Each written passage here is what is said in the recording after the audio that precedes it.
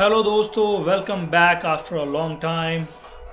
आज मैं घर पे बैठा हूँ और आज बाहर आंधी तूफान आ रहा है कनाडा में। ऑलमोस्ट 2 हफ्ते हो गए हैं। स्नो गिरी जा रही है, रुकने का नाम नहीं ले रही है। यहाँ पे मेरा दोस्त बिस्किट खा रहा है, मूवी देख रहा है और मैं बाहर का नज़ारा दिखाता हूँ।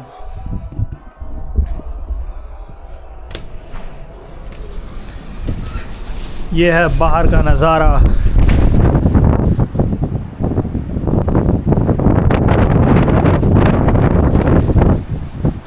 इतनी स्पीड से हवा चल रही है।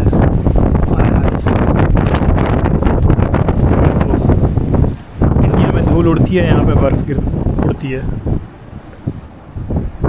हर जगह कोहरा ही कोहरा, बर्फ़ का कोहरा।